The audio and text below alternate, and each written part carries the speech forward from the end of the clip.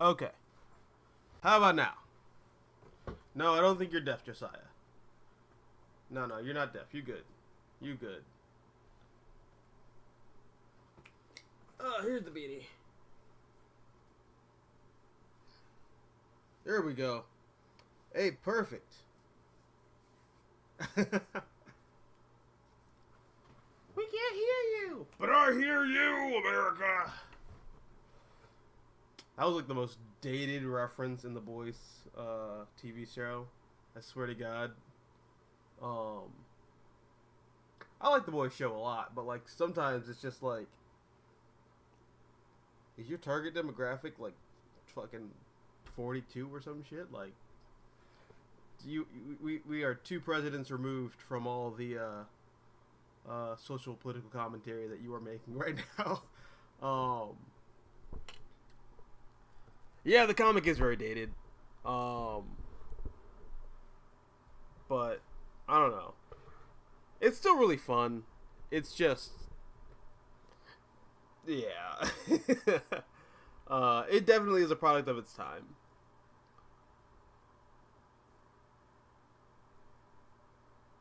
Yeah, well, that's the thing with the Ultimates. The Ultimates is dated in a lot of respects, but in some areas, I think it's like still like relevant because the military-industrial complex is something that we've sort of been like at odds with and like economically conflicted over since like the 50s when President Eisenhower left office. That's like literally his exiting speech. My man's is like, all right, so you're gonna get a new president, JFK, cool guy. Anyways, my entire presidency has led to this thing called the military-industrial complex. You're gonna have to deal with that for the next like 100 years. Have fun. Bye. Just like, bro, what? What? Like, I don't know. I still really like Ultimates for that, but a lot of the jokes that are in Ultimates and Ultimates 2 are like definitely dated. Like really hard. Hey, what's up, Supreme? What's good, Arcus? Actually, I didn't say like hello to everybody. What's up, Adam and Josiah? What's up, everybody? How we living? I didn't do my thing. Well, man, I did do my thing. It's just you couldn't hear me though. But it's good. Are you hyped for the new Guardians of the Galaxy? I like the space western aesthetic. I flipped through the first Guardians of the Galaxy issue. It was kind of fun, but like it didn't really strike me. This is one of those things where I'm probably gonna like wait a couple more issues to like check out, and I don't know. It's not a top priority for me right now, especially with comics being as expensive as they are. I did like the art though. It gave me like really hard Arthur Adams vibes, and I'm like a. I mean, I'm not like a super slut for Art Adams like some of my other friends are, but you know, Art Adams' art is like fantastic. So if I see someone who's definitely inspired by that art style, I will take notice.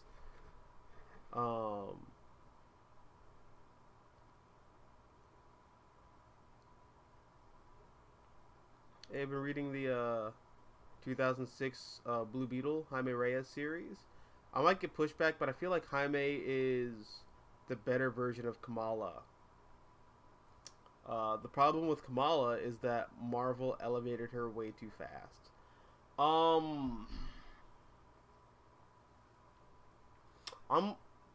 gonna say something quite possibly doubly triggering for some ears out there. I think that Jaime is one of the last truly great legacy heroes in comics. Is that too far? Is that too far? It might just be like a thing where I just read it and I really enjoyed it. Um, where did I put it on my bookshelf? No, did I lose it? I didn't. What's wrong with me? Where is it? Hold on a second. There we go. It like blended in with like all the other colors on my bookshelf. But yeah, no, after like reading this is volume 2. Yeah, like after reading this, I don't know, man. First of all, I don't know why I didn't vibe with this as a kid. I mean, I do know why I didn't vibe with this as a kid. It's because Jaime unfortunately suffered the same problem that Marvel did with all their characters in that like 2010 to 2000 now era, where they just kind of put them in everything and it felt like they were shoving the new kids down our throat. That sounds dirty. I should probably rephrase that, but I'm not going to because I'm lazy. But it felt like they were like trying to shove these new characters down our throats, and I don't know. That's really where a lot of the resistance to a lot of the legacy characters comes from. It's a thing that you see a lot in wrestling, pro wrestling, where you'll have pro wrestling talent that the corporation wants to get over, or make a big time star. You see this with Roman Reigns. You saw this with Goldberg. You see this with a lot of characters in wrestling, but sometimes just let the talent stand on its own. Sometimes let the character stand on their own and let the audience get a feel for them, as opposed to just, you love them now, right? That's the problem that like a lot of these new legacy characters have. In fact, I'd say that's a problem that all the new legacy characters have. And I think Blue Beetle is definitely among the first to suffer that, because I can tell you, when did Infinite Crisis come out? That was 2006. I was 10 years old. Okay, first of all, new Blue Beetle's introduced, and he is the Deus Ex Machina to deal with Brother Eye. All right, cool. So that's like strike one. Strike two, he is in everything. Like, he's in all the animated like TV shows, all the animated movies. He's in the video games. He's in Injustice 2. He's in Batman Brave the Bold. He's in Young Justice. He's in the Teen Titans animated movies. It was like, I can't look in any direction of a DC property and not see this motherfucker. It's like, God, get him away from me. Like, so growing up, there was like I know the lights hate me, but like, I felt like I was being smothered with this character. That was like a big reason why I just didn't bother with the comics. But after reading the series now, it really sucks that I resisted this character for so long, because this is just up my alley. I love this character. I love Jaime. I love everything about Jaime and his stamp on the legacy of Blue Beetle. Jaime feels like an actual character. He has a really like dynamic friends group. His walking beat, his turf, El Paso. It feels alive. He feels deeply connected to his setting in a very unique way. He has his own rogues gallery. He has his own arch nemesis threat. Like, that's a big thing a lot of legacy characters don't really have now. They don't have their own unique threats, their own unique I'll say niches within their respective shared universes. That's a big problem that Kamala Khan has. That's a big problem that Sam Alexander has. That's a big problem that Amadeus Cho had. That's a big problem that Miles Morales definitely has. On a character level, on a narrative level, on a thematic level, I think Jaime succeeds where all of the other modern legacy heroes fail.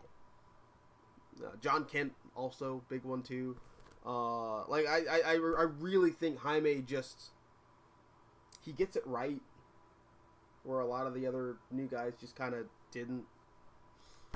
And I think the big thing, like the really big thing that separates Jaime from a lot of the newer legacy heroes is that he made his debut just before Marvel and DC really started hyping up, well, this new legacy hero is gay, or Latino, or POC, or, insert flashy social media hashtag here to prop up diversity. Like, he came before a lot of that. So DC really couldn't, bank on the outrage bait, which would have propelled this character into massive, stardom. Characters like Miss Marvel and Miles Morales and characters like that. This is, the last effort to just, say, hey, new character. And I don't think it really worked. Which is a shame because Jaime is a great character. And I really don't think you need to do the whole well, he's diverse and blah blah blah. I don't really think you need to do that with this character. I think he stands on his own very well, and this series is great. This is only 2 volumes, and it tells a complete story. I think if you're really trying to get into Blue Beetle, read this. Don't do what I did, which is read the New 52 stuff and the Rebirth stuff, because the New 52 series, I read that when it was coming out because it was New 52. It's big, it's new, and everything is 52, except for Blue Beetle, which had 10 issues, and they kind of end on a cliffhanger, and it leads into an event that I don't remember.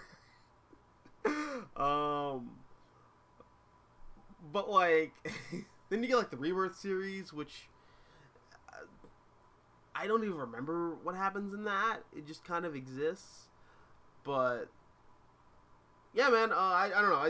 I still have to say that the original Blue Beetle series with Jaime Reyes is fantastic, and I like Graduation Day as well. And Graduation Day, which is I think coming to a close because issue 5 just came out a couple days ago. But I'm gonna read that whole thing in trade. I'm not gonna slave over trying to get the issues because it's not a particularly popular book, so it's not really being printed too hard, and I'm not gonna go out to other comic shops and try to find it. No, I'm not doing all that.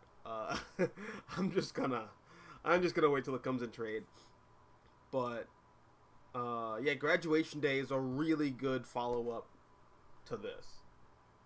I'd say if you're trying to get into Blue Beetle, just read volumes 1 and 2 of this, and then read Graduation Day, and then boom, that's the character. That's all you need to know.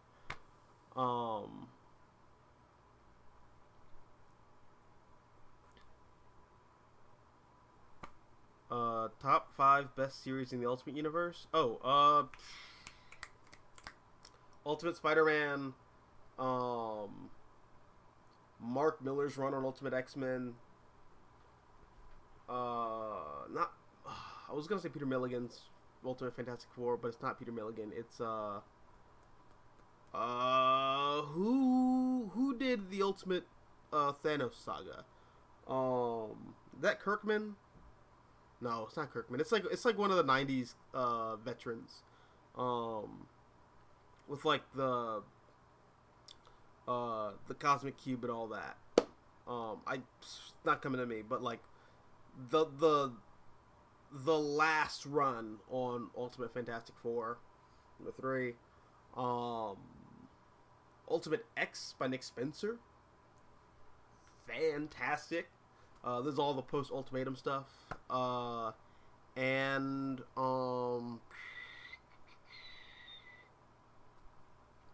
Ultimate Comics Ultimates by Hickman. Those are my top 5. I think that's. I feel confident in saying that's my top 5. Oh, I actually didn't share the stream. Give me 1 second. Look at me being ratchet.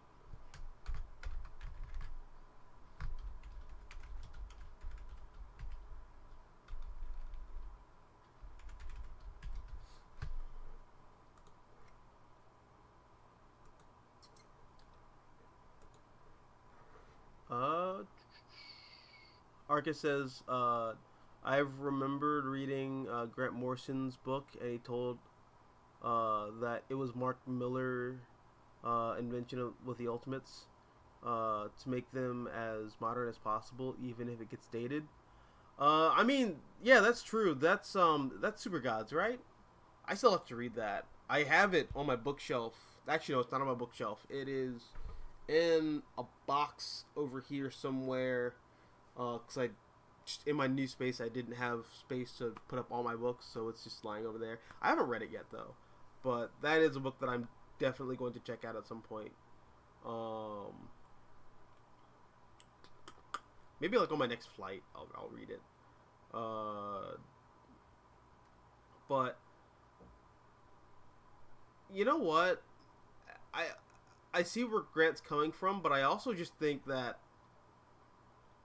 having your story reflect the world as it is right now, like whenever now is, but like the forever now, somewhere now, someone now, that is a Marvel tradition. That's just a thing that Marvel Comics does. So whenever you crack open a Marvel comic in like the 70s, there's gonna be dated references to Saturday Night Live and the Saturday Night Live crew from the 70s. Or, you know, you check out like dude, a lot of like the plots from 60s Marvel comics just feel dated as hell. Like what's the issue of Amazing Spider-Man where Mysterio makes his debut? Oh man, it's in the first 12 issues.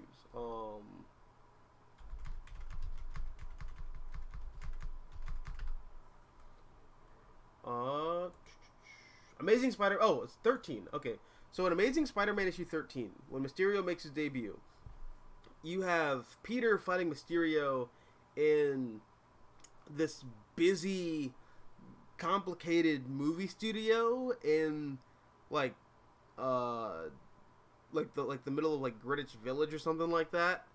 And I mean, at the time in like 1965 or whatever, that was accurate to the day. They had their finger on the pulse of what was happening in the real world, because there were bustling movie studios in New York. New York was what Hollywood would later become today. Because there were like kind of two Hollywoods. There was the Hollywood in Los Angeles, and there was the Hollywood, or I guess I don't know what you call it, but like it was a Hollywood type scene in New York. We don't have that now. So when I was a kid reading Spider-Man for the first time, I was very confused by that. But yeah, no, like that's totally accurate to the day in the 60s. So, you know, it just kind of is what it is with Marvel Comics. Case in point, Bruce Banner is leading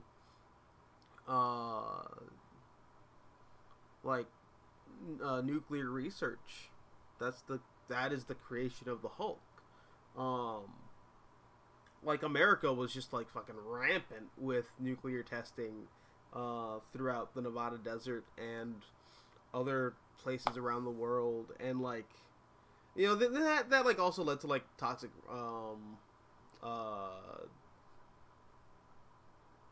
well, it didn't lead to it, but like there also like other practices of like having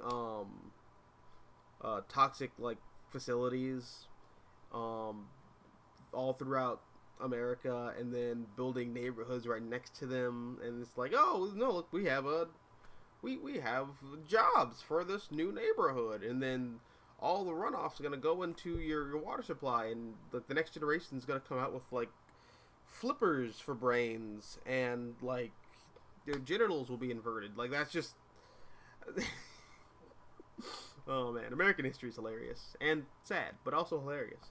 But yeah, dude, no, like just it's these are all things that are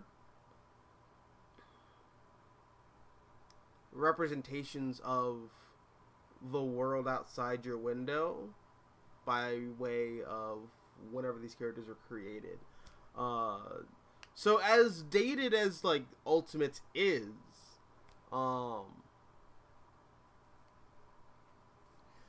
it's no more dated than your average issue of Spider-Man, or the average issue of the Avengers, or the average issue of the X-Men. You know, that's just a thing Marvel Comics did. So I don't really mind all the dated pop culture references and stuff like that. That's just Marvel Comics. You know, it comes with the territory. Josiah says, do you have a favorite Guardians run? Did you read the 90K to now Ewing runs? I read part of them, but I never finished them. Not because I didn't like them, it's just comics are expensive and I prioritize other books. But I did like what I read of them. I vowed to finish them in trade and I never did. But as for my favorite run on the Guardians, it's gonna be what everyone's favorite run on the Guardians is. It's Dan Abnett and Andy Lanning. Like, Abnett and Lanning's run on Guardians is perfect as far as I'm concerned. Not perfect, it's like, it's nigh perfect, but it's close enough. Which is honestly why I want to check out the video game, because Dan Abnett wrote the video game, and from what I'm told, and from what I've seen, and from what's been spoiled for me, the game is more or less a sequel to the Abnett Lanning run on Guardians. So I'm definitely going to check that out at some point in time. But yeah, no, I really love Abnett and Lanning's run on Guardians. That's my favorite run personally. Arcus says, I agree with you about Jaime. He had what most modern other young heroes lack. He could stand on his own, be interesting on his own, unlike Miles Morales or John Kent. Absolutely. The big problem with Miles and John is that they need to be defined by their legacy. Like, Miles' whole thing is, I have to be the next big Spider-Man because blah blah blah. Don't compare me to Peter, but my whole story is going to be about how you can't compare me to Peter. Same with John. John's whole identity is I'm gay. I'm gay. That's John's identity.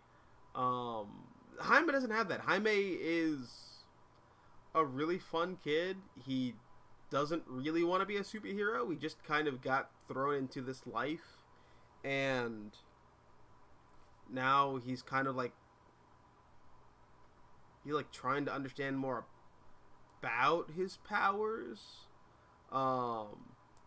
And Peacemaker's like training him like to take on this alien invasion, which he's told he's the only one he can prevent. And he's like, I don't really want to prevent an alien invasion. I want to grow up and be a dentist. Which is hilarious because like Jaime is like 100% against being a superhero until he gets a superhero girlfriend. And then he's like, I am all into being a superhero. But like Jaime has like a character. Like he has a personality. He has like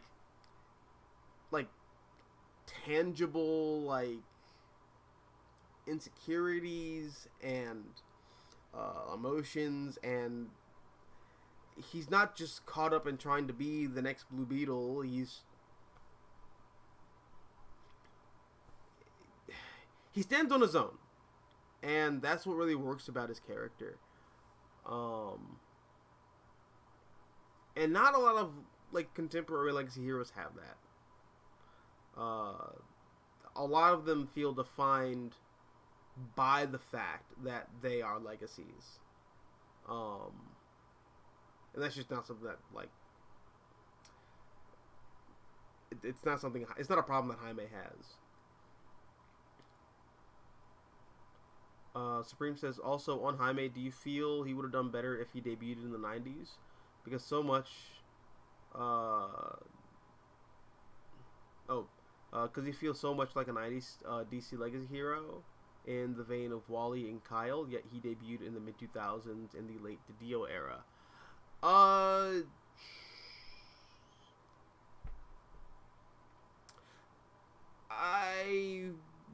want to say, and I saw you post this on Twitter as well, I want to say yes. The problem is, when it comes to DC Comics in the 90s, if you weren't Batman, Superman, or Wonder Woman, you were basically a joke. And that's like the big reason why I didn't really care about Blue Beetle growing up as a kid. As far as I was concerned, Blue Beetle was one of the goofy ass, like, lame-o, rink-a-dink, discount Justice League International superheroes. He was a clown who was part of Justice League International, and I don't know, that's just how I saw Ted Cord. Like, I was like, Ted Cord sucks. He's a loser who hangs out with Booster Gold, who is also a loser. And they were on the Justice League at one point when the Justice League sucked before Grant Morrison fixed the Justice League. And then he died. Like, that's literally just how that's the extent of my feelings on Ted Cord when I was a kid, when he died. It's like, oop, well, that happened. Moving on. So yeah, I feel like if Jaime debuted in the 90s, he'd just be a joke character. He'd be a gag.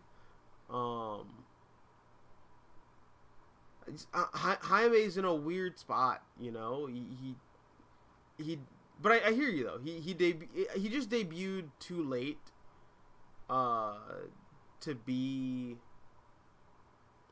part of that, like, big legacy boom throughout the 90s, where you saw Wally West become the Flash and Kyle Rayner become Green Lantern, and where we saw Tim Drake become the new Robin, where we got, like, the new Superboy, and we got the Young Justice crew. So Jaime, he came after them, but he came before, like, the new wave of legacy heroes. He's kind of like, I would kind of like wrap him up in as like part of like the 90s legacy heroes, like the kids, like, you know, the Young Justice crew. I think he's in that same boat as them, because he suffers a lot of the same problems that they have, where they should be older now, but, like, they're still not, because DC's in that weird space where they're trying to have their cake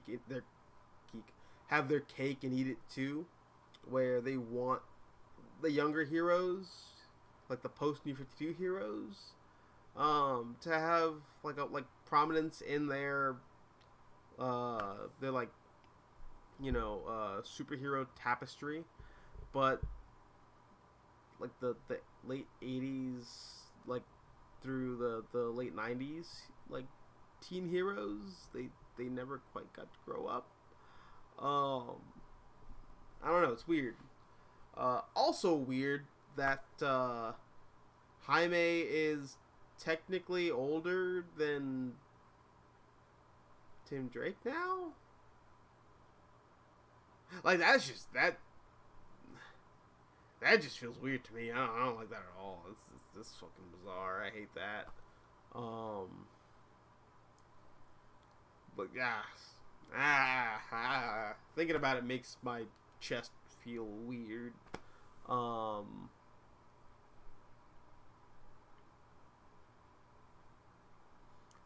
Arcus says Jaime made made the Blue Beetle mantle interesting. If not for him, I would have never learned about Ted Cord. And let's be fair, Blue Beetle was really lame before Jaime. Absolutely.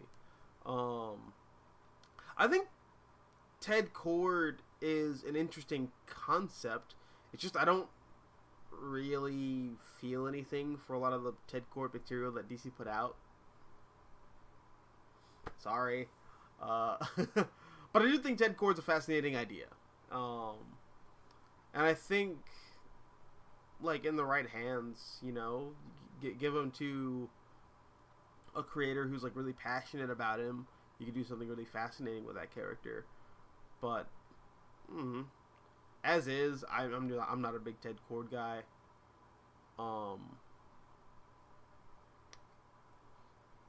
Supreme Omega. Another thing on Blue Beetle Legacy, I feel Ted Cord was better off dead. I had problems with how he died, but his death allowed a lot of growth for both Jaime and Booster Gold. Thoughts? I mean, I'm with you on the Jaime part. I am indifferent towards Booster Gold. I just don't care about Booster Gold. I don't hate him like some people hate him. Like, I know there's a lot of people who, like, hate Booster Gold, and then there's a lot of people who love Booster Gold, like, ironically. I'm just indifferent towards him. I'm just, whatever. This character is like a dork from the future who came to the past to be special. I liked him in that one Batman story by Tom King. I thought it was funny in that. Outside of that, I don't really care about Booster Gold.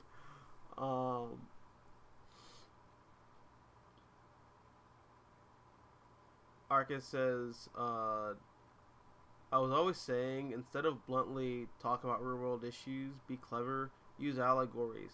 Like, Invention of Dracula was an allegory or on classism, or The Fly in 1986 being about deterritorialization, or deterioration. Oh, okay. Oh yeah, deterioration. I mean, I feel that, and I think ideally a lot of stories do take real world issues and couch them in allegory. But Marvel's whole shtick was, this is the real world. And for better or worse, they've stuck to that since 1961. I sometimes don't think it works, because, look, if we're going to take the world outside your window concept to its furthest extent, the Marvel Universe, as is today, should not look like the real world today. Like, it shouldn't. Like, people should have, like, Stark Tech, like, IV drips that they take, like, every night, and then they wake up and they're tapped into, like, you know, like 7G signals in space. Or, or like, people shouldn't have traditional old world religious biases. Like, there shouldn't be Christians or Muslims or Jews or, you know, Buddhists or what have you. People would look at the fucking, like the Asgardians and say, oh, look, the Norse were right. You know, the Nordic people were right. You know, like Thor is the real god, or, you know, or like the Eternals show up and You know, they're like, well, actually, all of your religions are fake because we made them all up. We hung out through history, and we are the gods that you served, or your ancestors served us. So just like, I don't know, like a lot of like critical infrastructure within the Marvel universe would look different. A lot of uh, social structures would be radically different. Technology would have changed the way we interact with the world around us. So I don't know, just the Marvel universe should not look like the real world at all. And the fact that it still does kind of flies in the face of that whole world outside your window concept. But I mean, again, that's been the Marvel method since 1961, and they don't want to change it.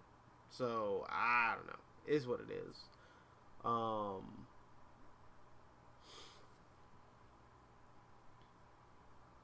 Supreme Omega says on 2000s DC, in the post 1 year later era, it's interesting that two iconic Charlton heroes got legacy successors with Renee Montoya and Jaime. Both of them feel like the last gasp of classic 90s DC. I feel that. It also sucks that no one's really done anything with Renee or Jaime. Well, people have tried to do things with Jaime. It's just I feel like they tried a little too hard and turned off like everyone. By everyone I mean me, but it turned off everyone. And Renee's like the polar opposite.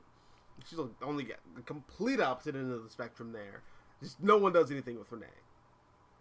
She will show up and be on the cover of a DC Pride like one-shot special once every 365 days. That is what Renee Montoya's legacy is. Yeah, no, it kind of is cool that two classic Charlton characters got legacy heroes in the same era, but it does suck that just no one really, I don't know, they just haven't really gone anywhere. I do like the Blue Beetle graduation day book though. I think it's really fun. And I take that back about Renee, because Renee's in that Batman book with Jace Fox. I'm just not reading it because I don't care about Jace Fox. Arcus says, Miles Morales, don't you dare compare me to Peter, but I demand you show me as much respect as you do to Peter. Yeah. I had this thought. Miles, to this day, still feels kind of like a blank slate. Like he doesn't really feel like anything. He doesn't have a thing. You know, Peter Parker has a thing. His whole thing is he's the nerdy kid who's into science. I feel like Miles needs a thing. Like a deep kind of social flaw. And same with that Peter had a social flaw, which was he was a nerd. What if we have Miles be like a Riz master? I don't know. I had that thought. Actually, I had that thought when I was drawing Spider-Man thing. I'll show you guys, because, you know, why not? But I was drawing the Spider-Man picture. Here it is. I actually don't know like how well it comes out on the camera. Let me see. Does it come out well on camera? That's all right. But yeah. Anyways, I was drawing Peter Parker, and I was like putting in all of his I was like I don't know, doing like some visual storytelling stuff, where it's like, well, this is everything you need to know about Peter Parker, and I was thinking, like, wouldn't it be cool if we made Miles like his polar opposite? Like, instead of him being like a dork, he's a cool kid. Instead of him, you know, wanting to go to university because he knows that he can run away from his like social problems by going to college, Miles is worried about going to college because he doesn't know if he's good enough to get in. You know, instead of, you know, where Peter is having girl problems where he can't get girls, what if you make Miles' girl problems the fact that he gets too many girls? You know, like I think it would be interesting to have Miles be Peter's like just total opposite. That way you still kind of have that classic Spider-Man like narrative function of showing this boy becoming a man because he's a superhero and he's learning lessons in manhood through his adventures as Spider-Man. Like you do that with Miles, but you just turn everything about Peter's stint on the character on its ear, and you just make it the opposite. Miles has to learn the opposite lessons that Peter learned. So I don't know. I just kind of had that thought. I thought it would be interesting if we kind of did that with Miles, or if Marvel did that with Miles. But I don't know. They also just a very depressing conclusion I kind of reached when it comes to black characters in modern comics. A lot of them aren't written to be flawed or have interesting flaws. They're just kind of written to be cool, and you like them because they're cool. Whatever.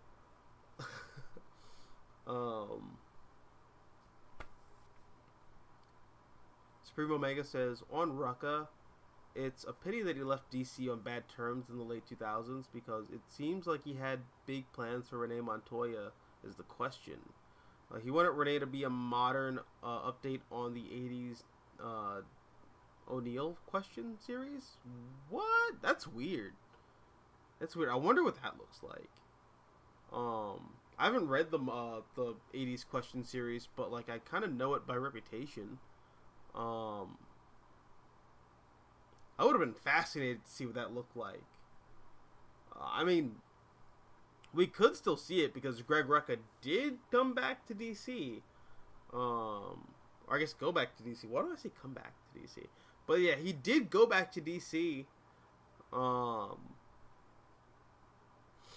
When he wrote the Wonder Woman. Yeah, he did Wonder Woman Rebirth. And Historia. No, that's not him. That's Phil Jimenez. Not Jimenez.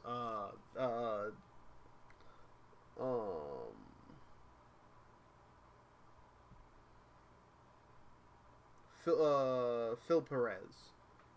Okay. Wait, no. But Greg Rucka is doing something for DC right now, isn't he? I thought he was.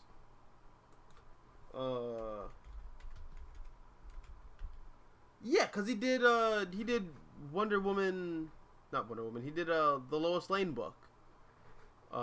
Which got interrupted by that, like, really crappy event, like, Leviathan comic that, I don't fucking know.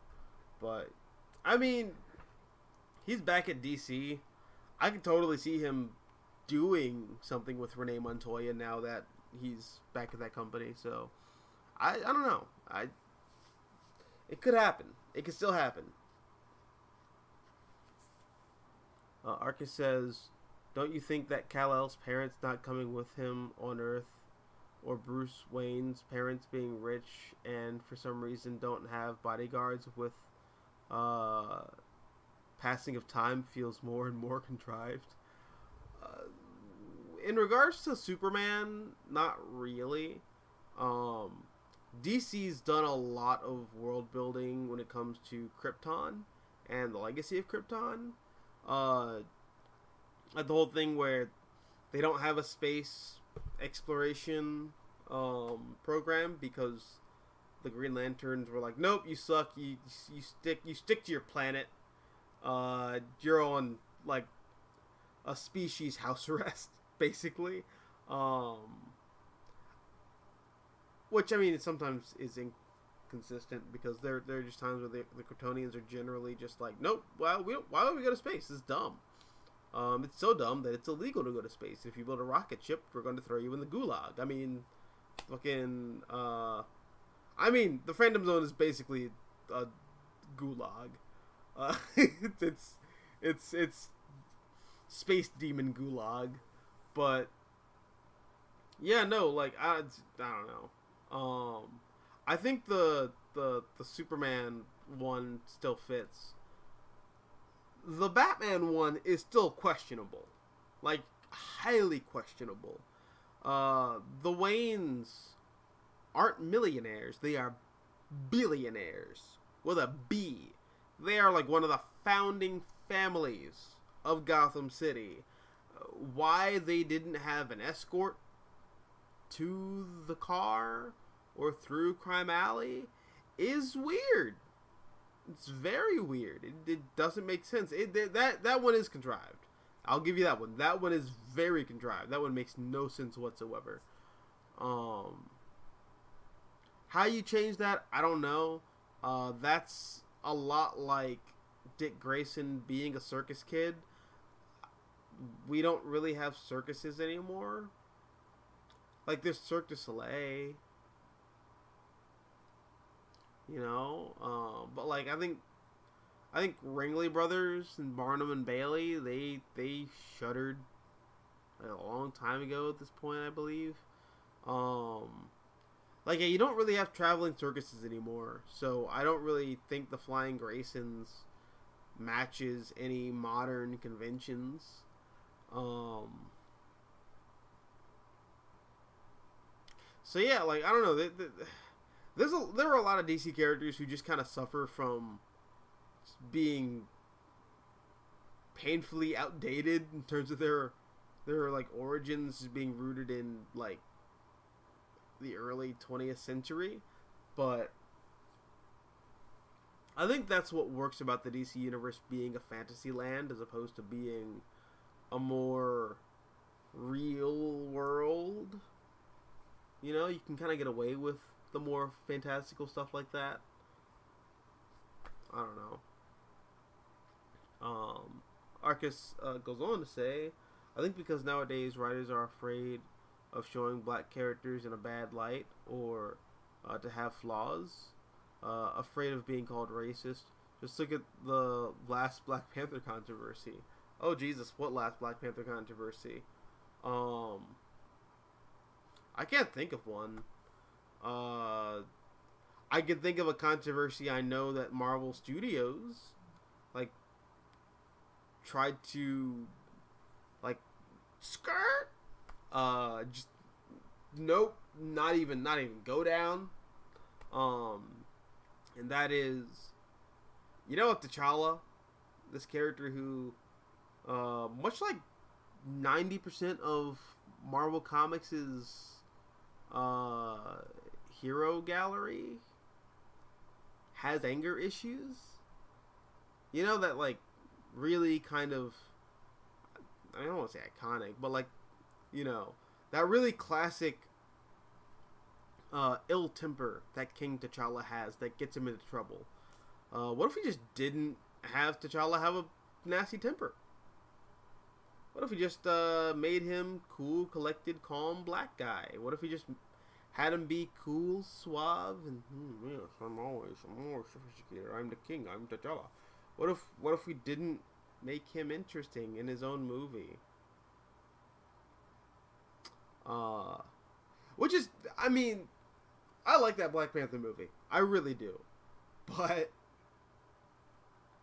watching it immediately after watching Captain America Civil War, it's just a jarring experience. Because in Civil War, T'Challa very clearly does have that, like, fierce kind of anger. Granted, he thought that somebody killed his dad, and that's completely reasonable to be angry about that. But yeah, T'Challa's a very kind of angry person in the comics.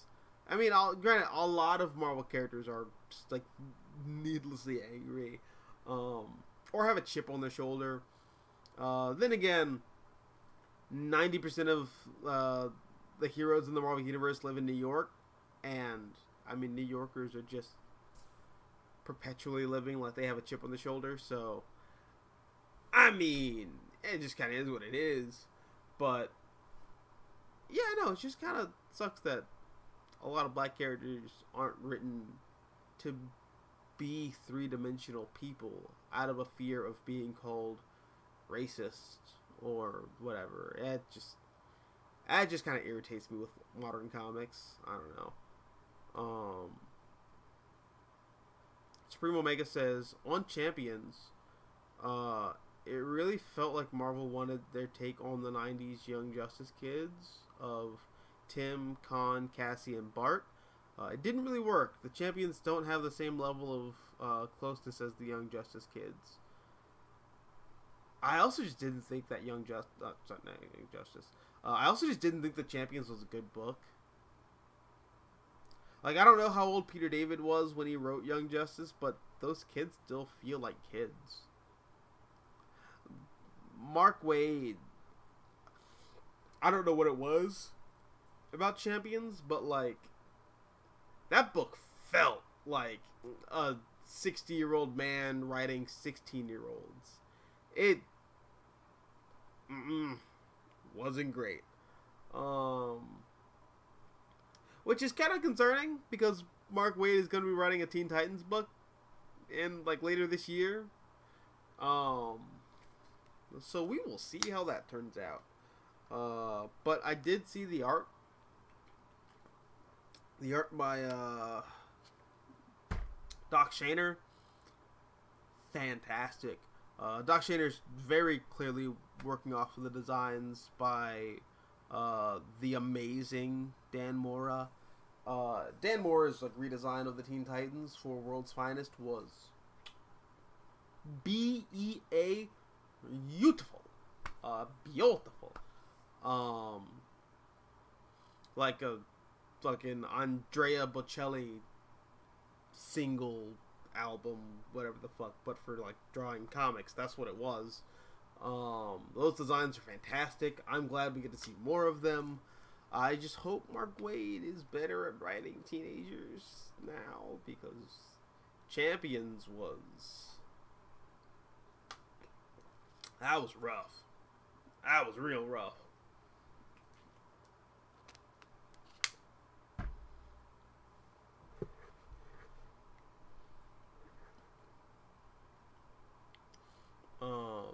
Arctis said, idea. What if Jor-El and Laura came with Kal-El on Earth, but when they fly through the atmosphere, the ship starts to break, and when they hit the ground, impact kills Laura and Jor, but they saved Kal-El with their bodies. That is bleak as hell, but I don't hate it. I don't hate it.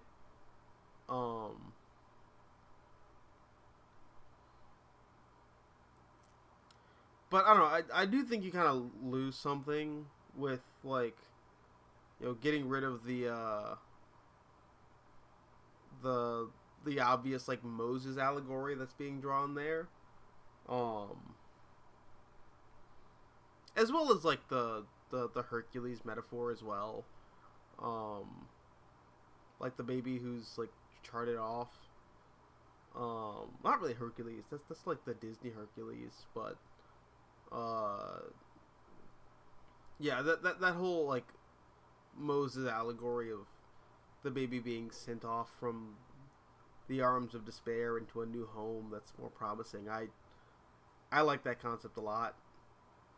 And the parents not knowing if the children are going to be safe, or the child's going to be safe, I should say, much rather.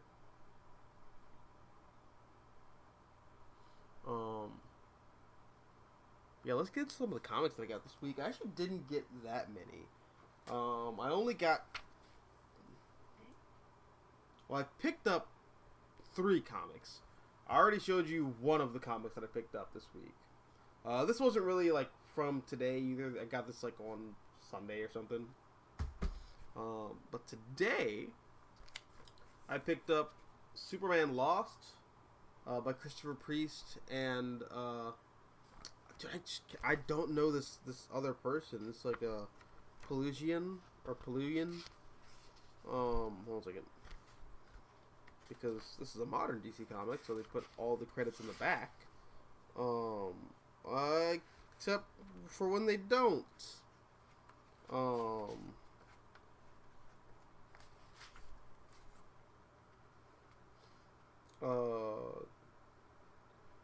Carlo Pagulayan. Yeah, Carlo Pagulayan. Fantastic art here. I'm absolutely enjoying his stuff. And I really like Christopher Priest's voice for Superman. I like where the story's kind of going. I love how it opens with Clark feeling like he's in total despair. He's like curled up in the fetal position right next to his bed. He's not on his bed. He just can't bring himself to sleep because he's gotten so used to holding his breath in space. Like, there's a real, like, PTSD allegory that he's making there. I know soldiers have a hard time coming back and sleeping in beds. My dad had that when he was in the military, so I mean, that's something that I get, and I do see it. So it feels very authentic, and yeah, I don't know. I'm like really into the story that's being told. I like how Superman winds up on this like really crappy, polluted planet, and he's all like, "Hey, can you help me? Can you give me directions?" And he tries to lift off someone's visor, and they just freak out.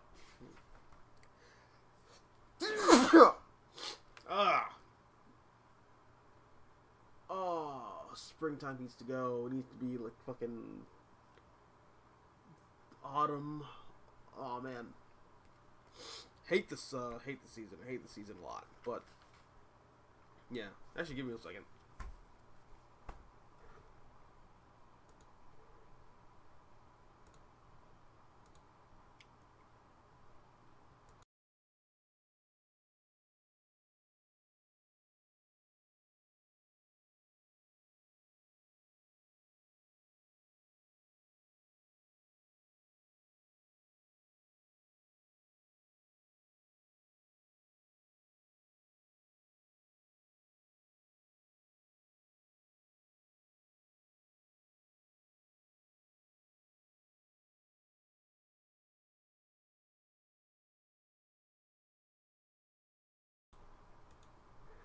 Ugh. Oh, thank you, Arcus. I have more tears in my eyes than a glory hole prom date. Yeah, no. Superman Lost, fantastic. And if you aren't on the Christopher Priest train, I mean, choo choo, motherfucker, choo choo, like just hop on. It's great. He's fantastic. He's been an amazing writer for fucking 30 years. I don't know what else to say.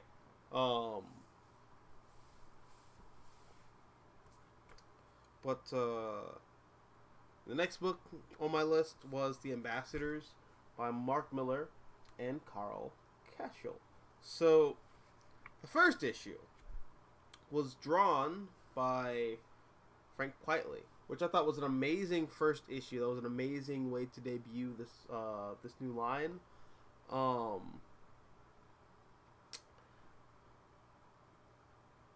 The art change did feel weird to me, just a little bit. Mainly because I wasn't expecting it. Although, I mean, I guess I should have been perceptive of the fact that this book comes out twice a month, and it is an indie book. Of course, that was going to change. So, I don't know. That's just me being stupid. But I do think, for the sake of like reading month to month, or I guess every other week, it keeps things fresh and interesting. It's you know easy on the eyes. But yeah, no, I'm really enjoying this book. I'm really enjoying the Cape Punk nature of this. This is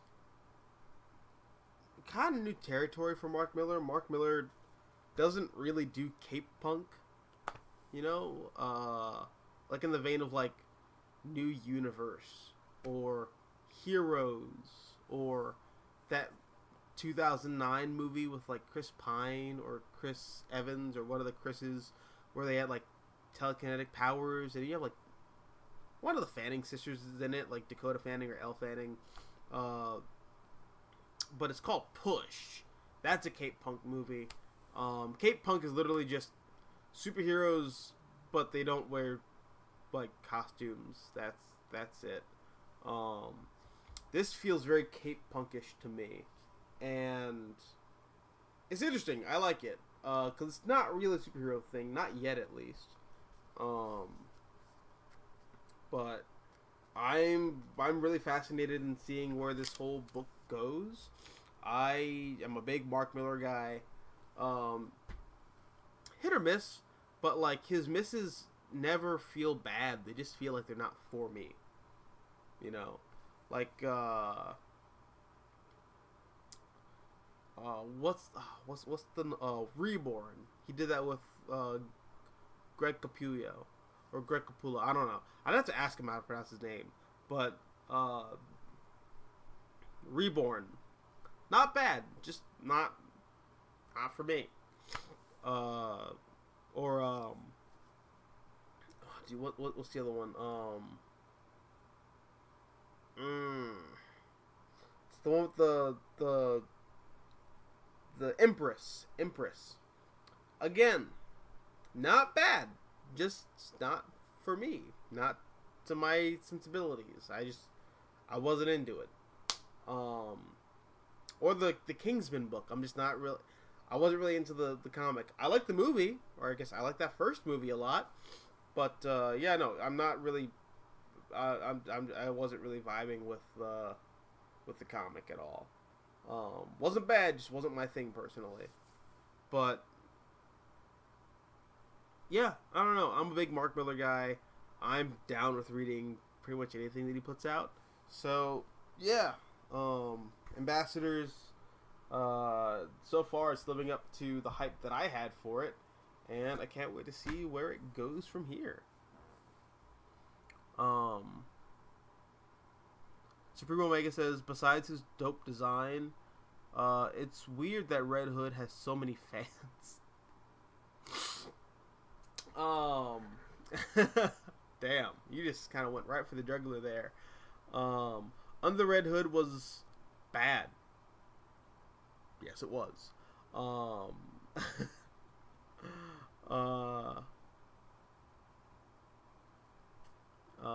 He was bad in Countdown. That's true. He turned into a hentai tentacle monster. In Countdown, or I don't know. I don't know when that happened. But I mean, I generally kind of agree. I think Red Hood kind of fucking sucks. Like,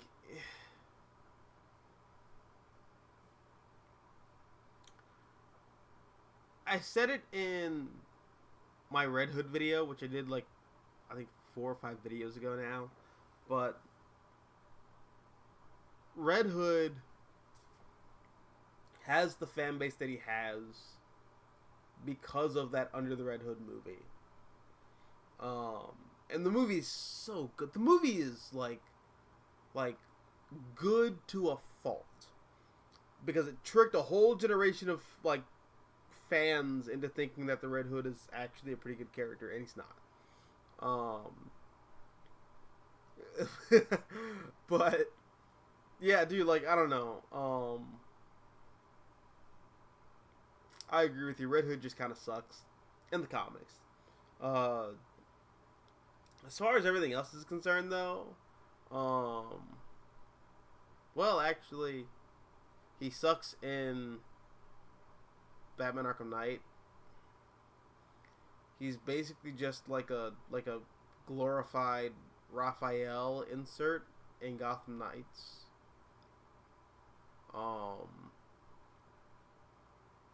I think the actor does a pretty good job with what he's given in Titans, but outside of that, Titans generally kind of sucks.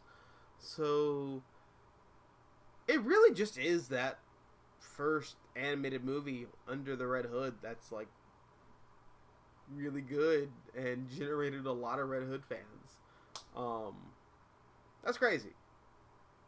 That's great. That's like really crazy. That's the definition of crazy right there. But damn, that sucks. But it'd be like that. Like there's a whole lot of people who, like, I'm sure watched fucking Young Justice and thought that the Reach were a greater threat than they are in this. So it just kind of be like that. Arcus says Superman lost great art, but the premise is laughable. What? Superman was many times on many worlds for decades or even thousands of years, and he fought wars, but here, come on, needed a better setup.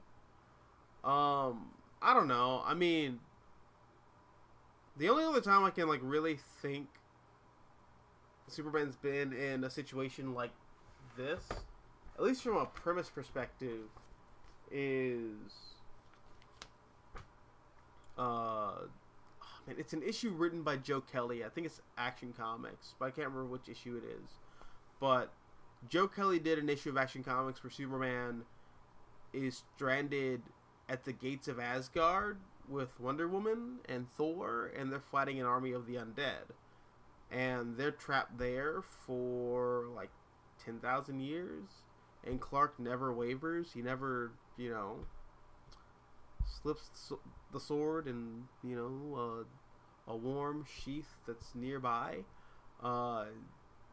He stays loyal to his wife, Lois. And I mean, so yeah, you have like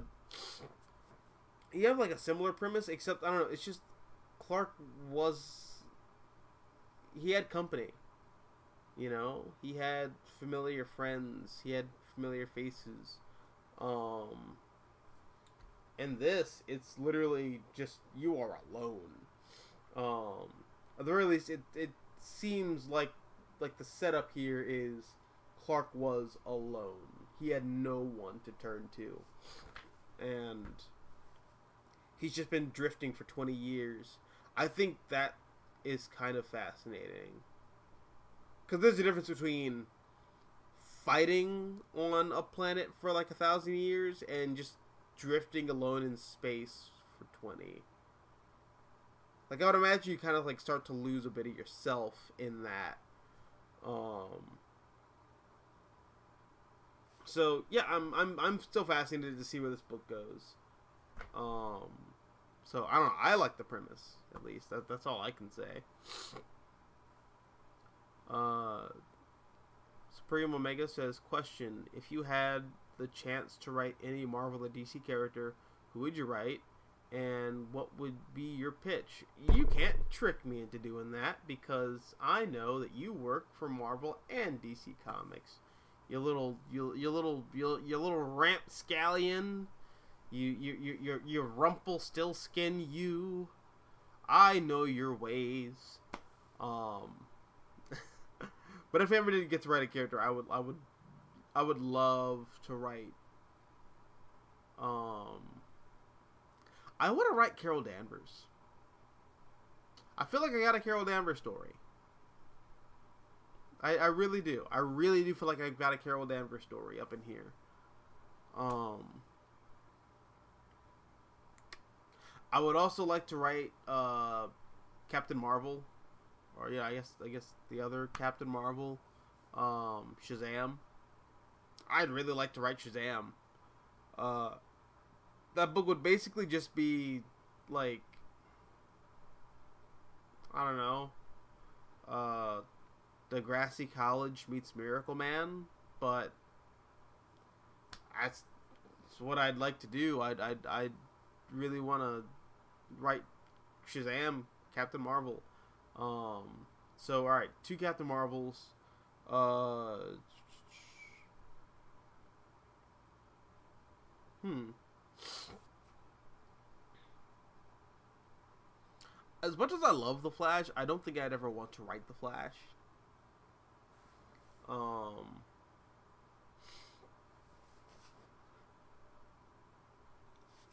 Superman. I love to write Superman. Um, hmm. And you know what? I would love to have a crack at Batman because after watching Succession, I would kind of just want to do that with Batman. Just do Batman Succession. That'd be hilarious. Um,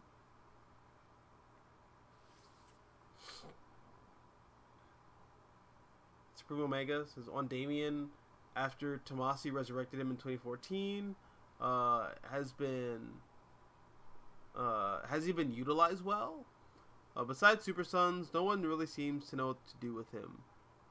He was in. I almost said. Dude, I thought I was gonna read that as 12 mediocre Teen Titans runs, but we haven't had that many yet. But yeah, he was in 2 mediocre Teen Titans runs. Thoughts? I still was. I think it was a mistake. Like I'm still of the opinion that it was a mistake to bring him back. He should have stayed dead. He should not have come back from the dead. He really should not have.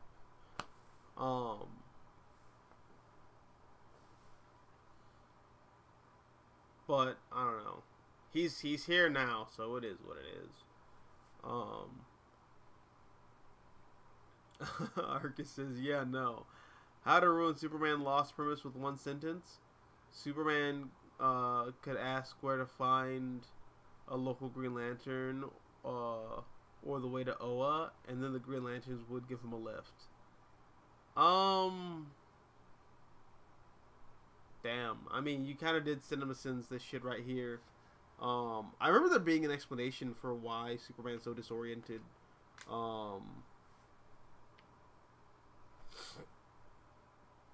I think, like, they say in this book, like, he's, like, literally stuck on a planet where he, like, his powers are limited.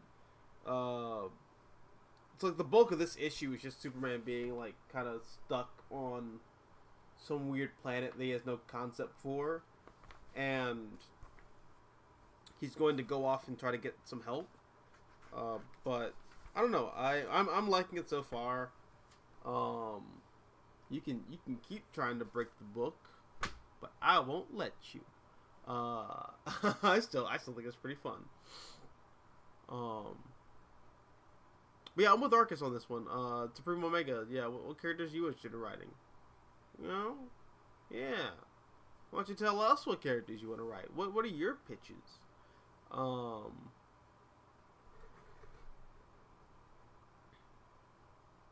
Arcus says, why we need Superman to have Moses or Jesus parallels?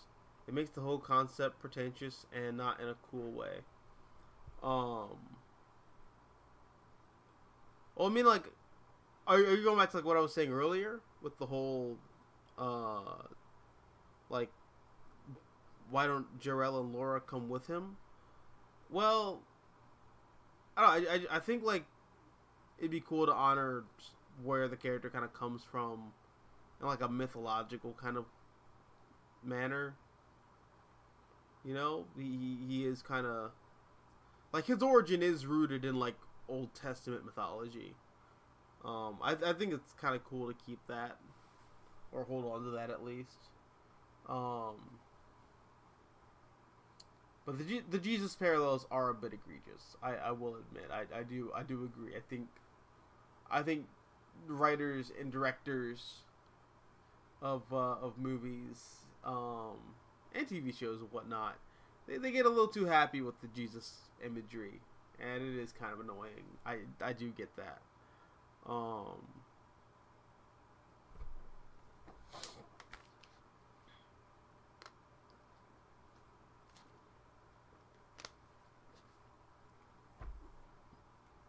His origin is sci-fi people. I mean, yeah, but it can be like both. I think.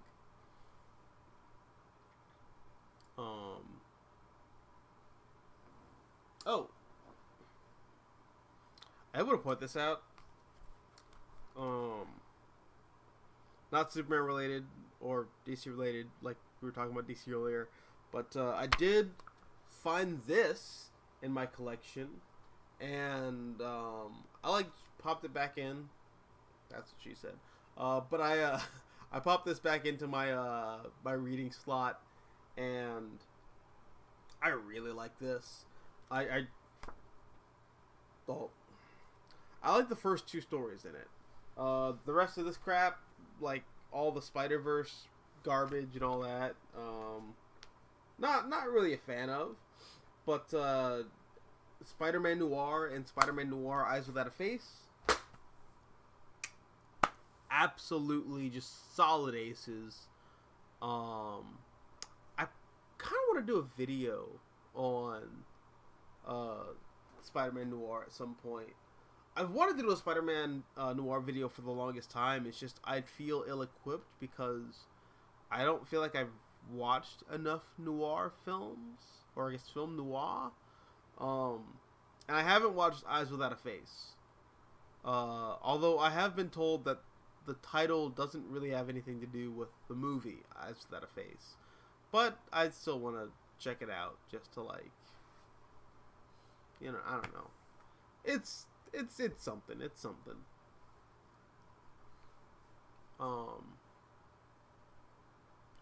Supreme says, well, on that Carol Danvers pitch, how would Kamala react to all of Carol's messed up past, especially Avengers 200, aka the infamous Marcus story? Well, not only that, how would Kamala deal with the fact that her idol is a former drunk who got kicked out of the Avengers? That's like a whole thing that just no one likes to address anymore. Carol Danvers is like an attention-seeking, like, emotionally shallow Barbie ditz. Like, she got lucky because she was stuck in the first Captain Marvel, and now she has powers, and then she used her powers to be like Little Miss Superhero Feminism, and she was a hardcore alcoholic. Like, I'm a modern woman. I don't need no man. I got everything I need right here. My man is Jack Daniels. Like, does the public know about that anymore? Post House of M? Like, or did that just get, like, wiped under the cosmic rug, and, like, no one remembers the fact that Carol Danvers was, like, a hardcore alcoholic when she was Warbird? I don't know. I will say, this isn't my pitch, I just think it would be fascinating if some writer came along and addressed the fact that Carol Danvers' status quo as of right now is literally just her House of M status quo. Like, even down to, like, being super popular and needing everyone to love her like that. there's something there that I don't think Marvel consciously wants to tackle because they're still trying to do the Roman Reigns like, no, you like Carol, right? She's great. She's the next big star. They're still trying to do that, but like I don't know. I think it'd be really interesting to analyze Carol's psychology amidst her newfound stardom within the Marvel Universe. I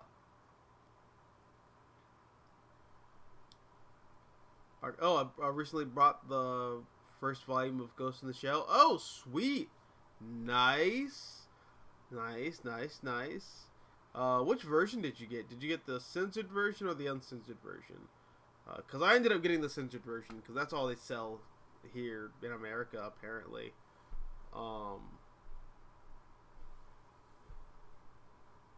Which sucks. I want the uncensored. I want the uncensored version. Give me the glorified porn version. That's how I wish to read Ghost in the Shell. Spider-Man Noir is gold. Too bad they watered down the character in Spider-Verse. Yeah, that was a choice. I mean, I get why. I thought, I almost called him Nicholas Hammond. I thought Nicolas Cage did a pretty fun job as like a Nazi hunter, like an older Spider-Man Noir. Cause that's like part of him being a Nazi hunter. He would be older because Peter is like 18 in 1933. So if he's like a Nazi hunter, that means like it's what 1945. So you're looking at like a 12-year difference between like the comic Spider-Man Noir and the movie Spider-Man Noir. So, yeah, he would be a little older in the Spider-Verse movie. Yeah.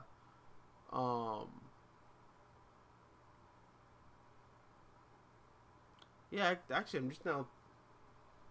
That's like just now hitting me. Yeah, he would be an older Peter Parker in that case. But I don't know. I really enjoy the comic book Spider-Man Noir. What's this guy's name? Apparently he's like a big name novelist, but I don't know. I'm uncultured swine.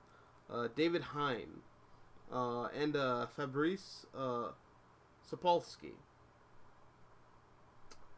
I am unfamiliar with those names. Oh, they also did the Edge of Spider-Verse though.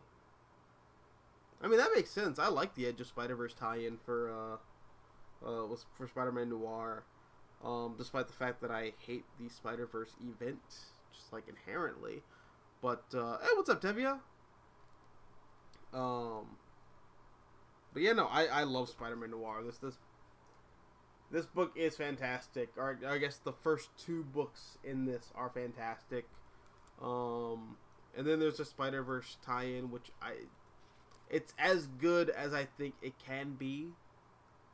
And then there's like another like Nazi hunter one, which I just thought was like egregious and painful to read.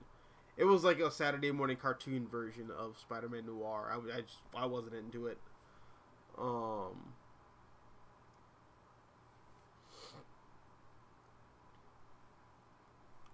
Arcus says, I think since Kamala is a fangirl, I think she would be into the weird, perverted, messed up stuff superheroes go through. Oh, you're right. She probably asked Carol like a weird, uncomfortable question, like, "How did your son feel inside of you?" Like, just I don't know. I don't know. Maybe Kamala wouldn't. Maybe she's grown. Or actually, I doubt that. No, press X for doubt. She probably would ask something weird, uncomfortable like that.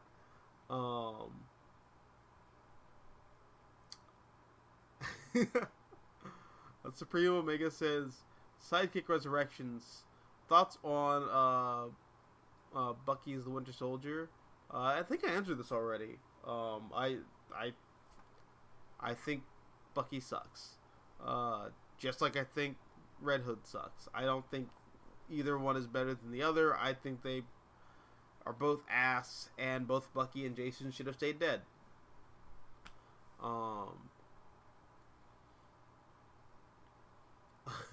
Arcus says, Beanie, there is the difference between House of M. Carol and Modern Carol.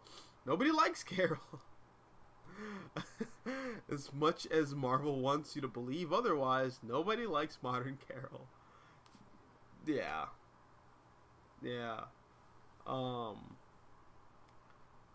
Marvel wants you to believe that people like Modern Carol. But, no. In universe, people love Carol Danvers, which doesn't make sense to me, because you would think that people would remember the fact that she would like drunkenly, like just like this bitch flamed out of the Avengers. Like, I don't know. I really do think that people would be kind of testy around her.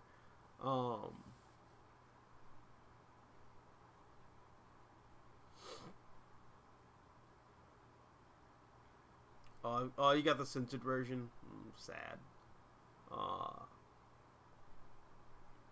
Arcus says about Spider-Man Noir being watered down in Spider-Verse comics. Nick Cage did a great job of the movie.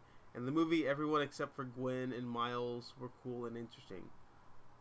Damn. So I'm like, I mean, we kind of went through this on like Twitter a little bit, but like, what wasn't like super interesting for Miles for you? I know you said that you didn't like how he like kind of felt like. I think you said he was just kind of coasting through the story. I mean, I didn't quite agree with that, but I don't know. I do feel you on the Gwen thing though. I didn't like Spider-Gwen, although I just don't like Spider-Gwen as a concept. Nope, I'm not a fan of it. I'm not a fan of it at all. Tavia, how do you feel about Silk being the chosen one in the Spider-Man comics? I think it's stupid. Then again, I think a lot of things about modern Spider-Man are pretty fucking stupid. So that's just me. I'm not into it.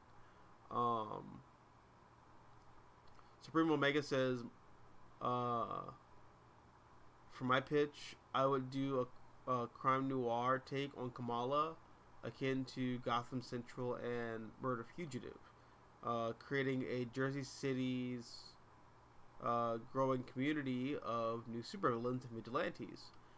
I mean, I think that'd be like a really good step in the right direction for that character, because I really think Kamala needs her own sense of identity within the Marvel Universe.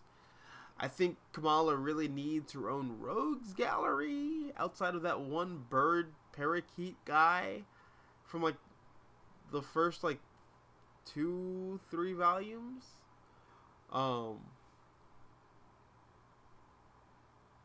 Yeah, no, I think expanding Kamala's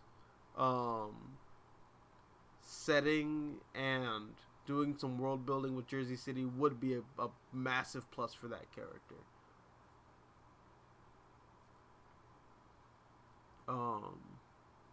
Question: how do you feel about Harry Potter getting a reboot? Personally, I am unfazed because I never got into Harry Potter as a kid. I wasn't really into magic when I was younger. I mean, I really liked Hellblazer. But outside of that, like, I wasn't really into like the Expecto Petroleum and all that shit. I wasn't into it. Not my bag.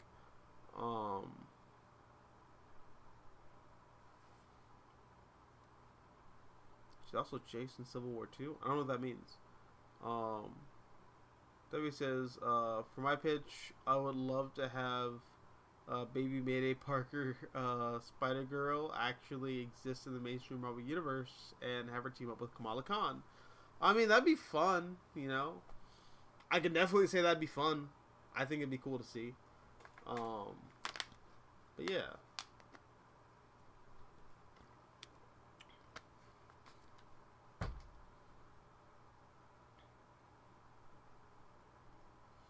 Arca says, "Hey Beanie, have you watched the end of Tomo-chan as a girl? I was shocked that in the modern day you can have an anime rom-com with an ending, and a great ending nonetheless." Oh, did it end? Like, is it over? Over? Weird. Tomo-chan's like a 200 chapter manga. And I read it as it was coming out, like 4 or 5 years ago. Did they just like compress everything? That's all right. I didn't finish it. You know, I read the first. That's all right. I watched the first couple episodes. I thought it was really fun. Huh. All right. I mean, it's cool that they kind of like gave it a definitive ending. The manga doesn't really have a definitive ending. It just sort of like you have like the big final confession, and then well, actually no. So Tomo and June start dating, and then you have Tomo kind of like living with that status quo with June, and then they have a whole thing where like June has to like fight her dad. Like, I don't know. And then there's like a weird tacked on Valentine's Day chapter. Just because. But yeah, no, like Tomo-chan had like a definitive kind of ending way before the manga like actually ended. So, I mean, it's cool that the series kind of said nope, 12 episodes, we're done. I'll give it a shot. Yeah, I'll definitely give it a shot.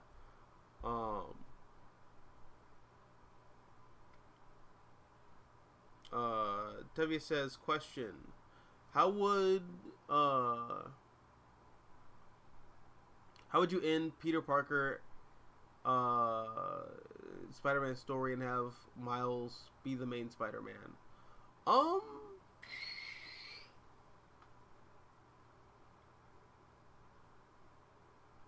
No one's gonna like my answer, but I would have Peter retire, and just like give up. He becomes a school teacher, and I would have him not be with MJ. Instead, he would be with Deb Whitman, or like, you know, one of the other girlfriends from like the past 40 years that just flamed out. And then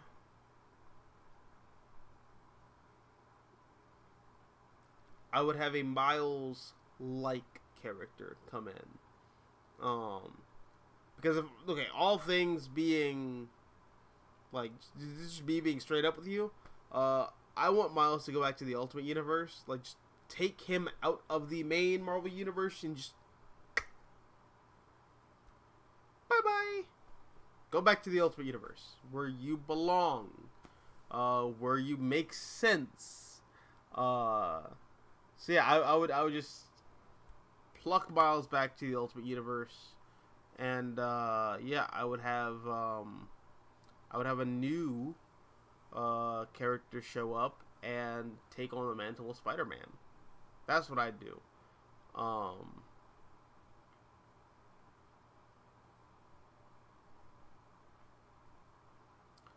Arca says, thing is, they don't really, or they're not really a couple before they are blessed by Tomo's father. Then they do become official, and Valentine's Day issue as an epilogue.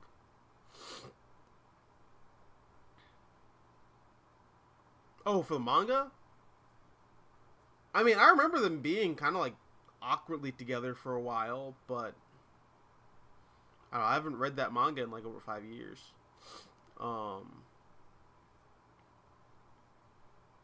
Supreme Omega says, on the post New 52 Bat Fam editions, both Duke Thomas and Harper Row didn't take on.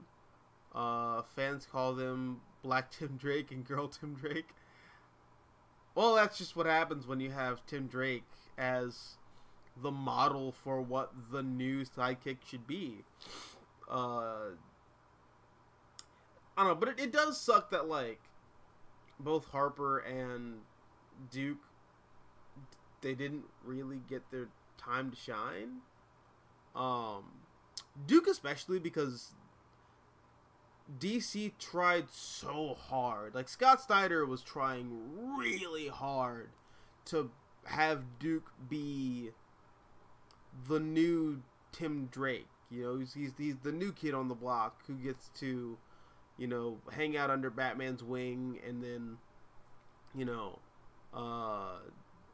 he was like not gonna be another Robin. He's gonna do something new, and Batman's gonna, I have a better idea. I'm gonna have the Signal. And then just, hey, instead of that, what if we just brought Tim Drake back as Robin?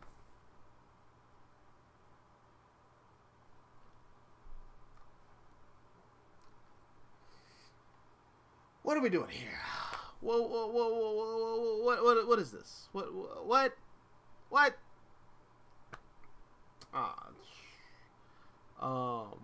Now there's 2 Robins? What? What's happening? It's dumb. So dumb. But yeah, no, it really sucks that, like, Duke Thomas and Harper Row just, they didn't really get their chance.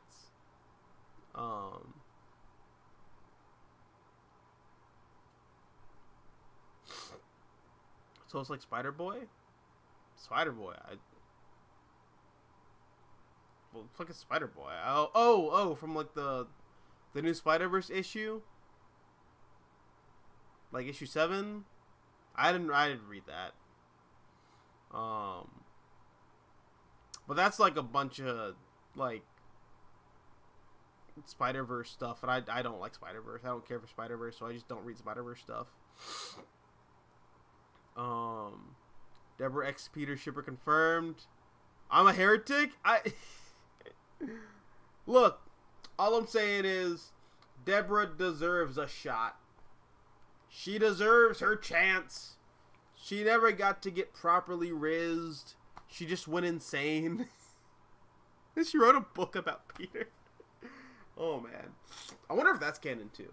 I wonder if that's, like, still stuck around post One More Day. God, I feel like Zizek. I'm like that. And the proper channels for the postmodernist Deb Whitman. She never got her chance to shine as the proper Spider-Man love interest. I'm like discount Zizek at best. I have nothing interesting to say outside of comic book shit. Oh, good night, Tevya.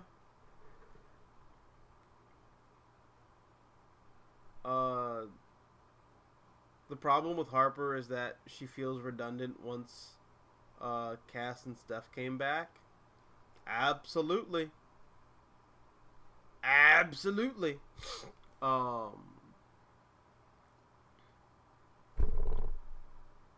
Arcus, about me not liking Miles in the movie is that he's so much a support around him. Oh, that he has so much support around him. He has good parents. He's good, or his uncle loves him. Gwen and Peter are trying to help him, and he still does almost nothing. Yeah, well, that's. I'm not sure if you were here earlier when I talked about like my ideal like character arc for Miles. Um, Ideally, I would like to have Miles be Peter's opposite. So in the way that Peter comes from a broken home, he's poor.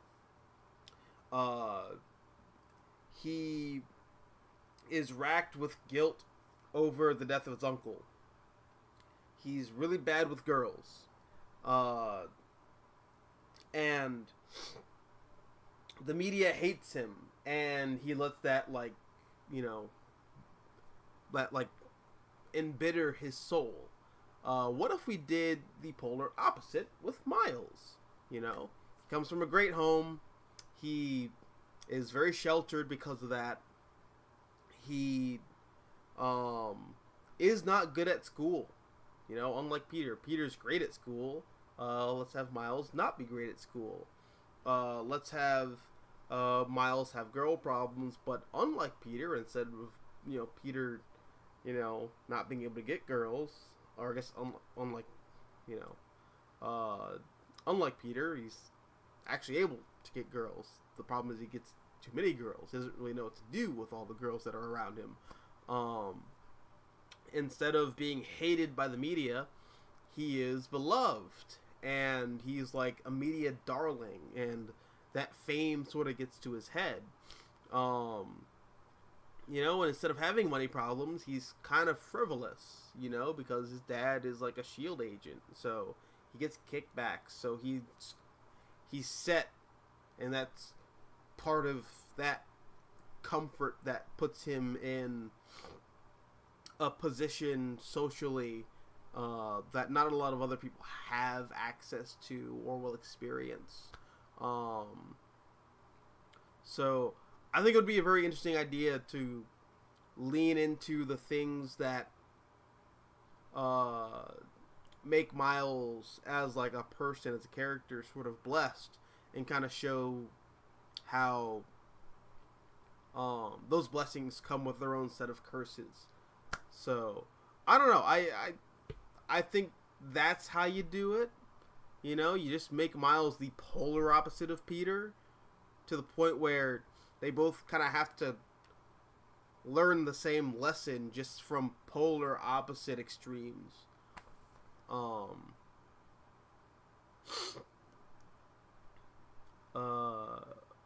Arcus says, Beanie, Deborah deserved a chance. Tobey Maguire. And what about my uncle? Did you give him a chance? Nope. I had to cook him and make some rice. Arcus says, I was there and your ideas are good, but your ideas are not in the movie or the comics. And everyone praises Movie Miles. And I'm just asking, why? Why did you know, what did he do that's so exceptional? What makes him great? He's not boring. What makes Movie Miles great is that he's not boring. It's plain and simple. That's it. That's it for me, at least. Because I think Comic Miles is boring.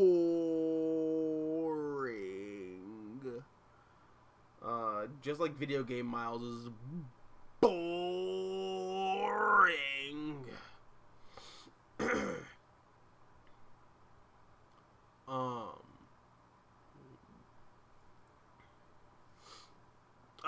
Dude,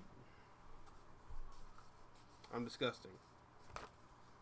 I have to dab my Coke nose like a proper gentleman.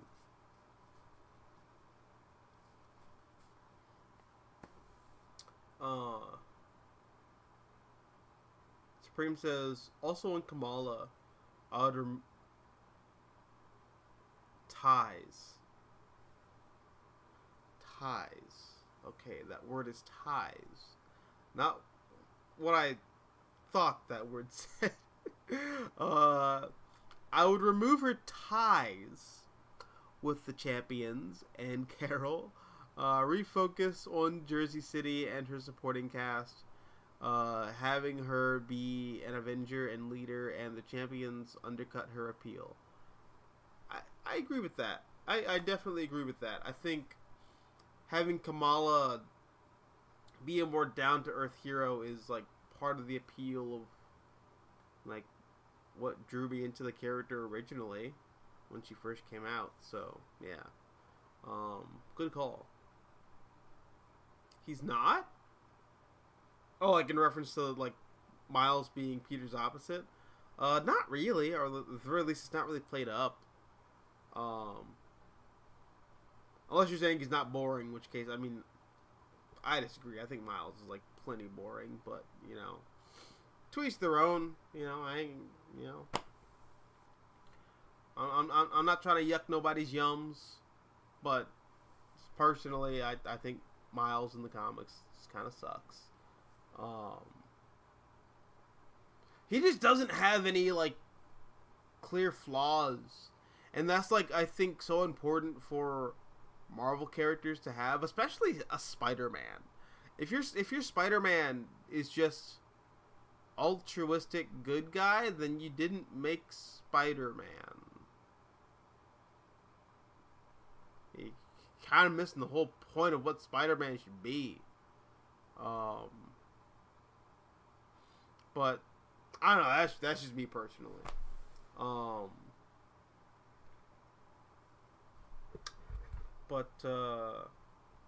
we've been going for a little while, so I actually might cap off today.